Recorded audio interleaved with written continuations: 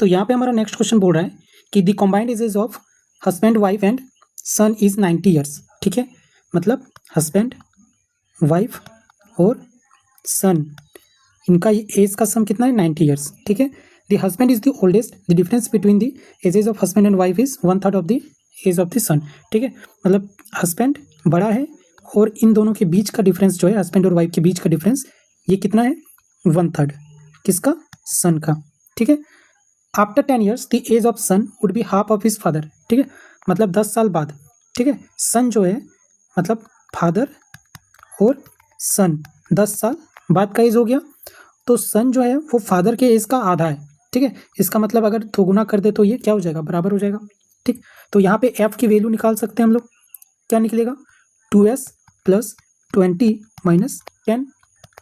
तो यहाँ क्या हो जाएगा 2s + 10, ये क्या हो गया, एफ की वैल्यू हो गई। ठीक है, अब हमें क्या करना है, इस एफ की वैल्यू को हम लोग यहाँ पे, सॉरी यहाँ पे मैंने एच ले लिया है तो इसको मैं एफ कर देता हूँ। ठीक है,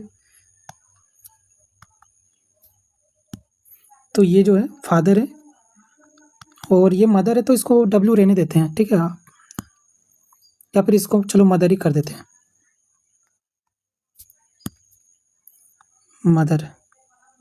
ओके, तो अब हम लोग क्या करेंगे, एफ की वैल्यू को हम लोग पुट करेंगे इस इक्वेशन में।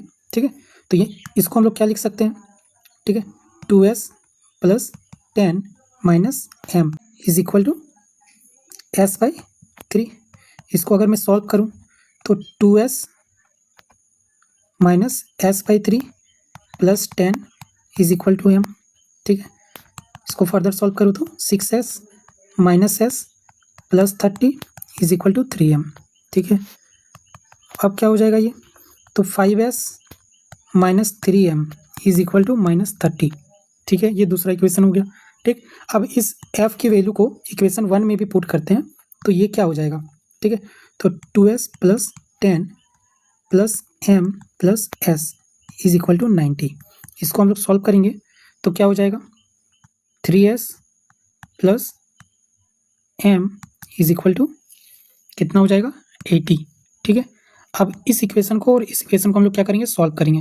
ठीक है, तो अगर यहाँ 3s + m is equal to 80 है और यहाँ पे 5s - 3m is equal to -30 है, तो मुझे क्या करना है, m को बराबर करना है।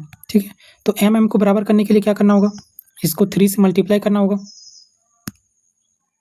ठीक है, तो 3 से मल्टीप्लाई करेंगे तो क्या हो जाएगा, देखिए ये 3 तो कट गया। ठीक है, ये 9 हो जाएगा, 9 और यहाँ 14s हो गया, और ये क्या हो जाएगा 240 में अगर मैं 30 घटाऊँ तो कितना हो जाएगा 210 हो जाएगा।